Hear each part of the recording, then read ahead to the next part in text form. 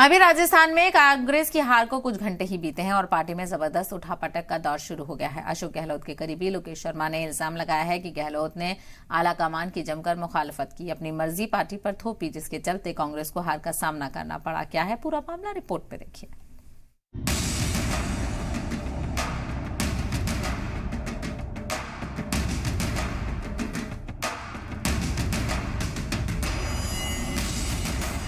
क्या अशोक गहलोत की वजह से राजस्थान में हार गई कांग्रेस?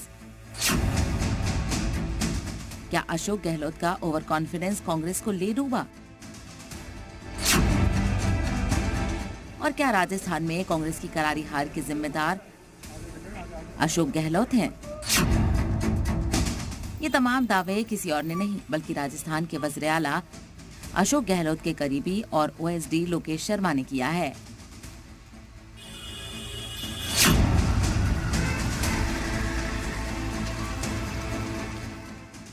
भले ही राजस्थान की आवाम ने हर 5 साल में सरकार बदलने का रिवाज कायम रखा है और कांग्रेस की सरकार को आवाम ने नकार दिया।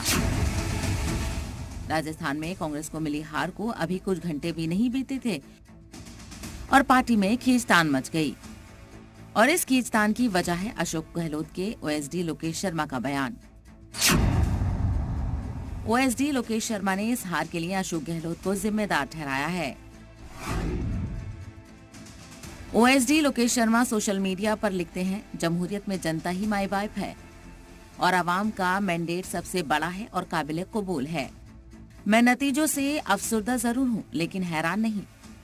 कांग्रेस राजस्थान में बिलाशुबा रिवाज बदल सकती थी लेकिन अशोक गहलोत कभी कोई बदलाव नहीं चाहते थे।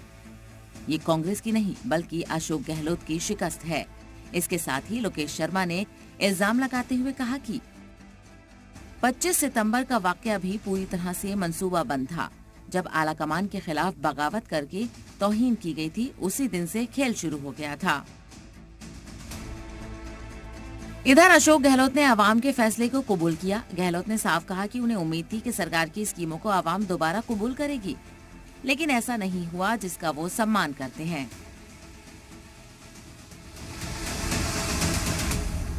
जो भी मैंडेट आया है जनता का, मैंने पहले ही कहा जनता माई बाप है।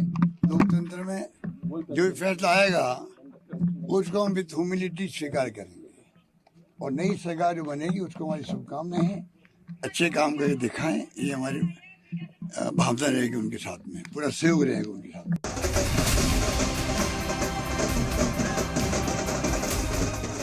इधर बीजेपी की लैंडस्लाइड विक्ट्री के बाद जश्न का माहौल रहा।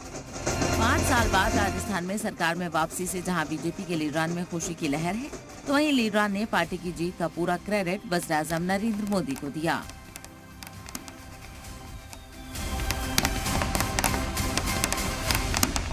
मात्र आर्किटेक्ट यदि कोई है तो वो नरेंद्र मोदी जी। उनकी लीडरशिप, उनका मार्गदर्शन, उनके द्वारा चलाई गई लोक कल्याणकारी योजनाएं और देश का सम्मान जिस तरह से उन्होंने बढ़ाया है, देश के गरीब आदमी का स्वाभिमान जिस तरह से जागृत किया है, ये एकमात्र आर्किटेक्ट है। जाहिर है बीजेपी की मेहनत रंग लाई और वज़ीर आज़म नरेंद्र मोदी के मैजिक के आगे कांग्रेस टिक नहीं पाई।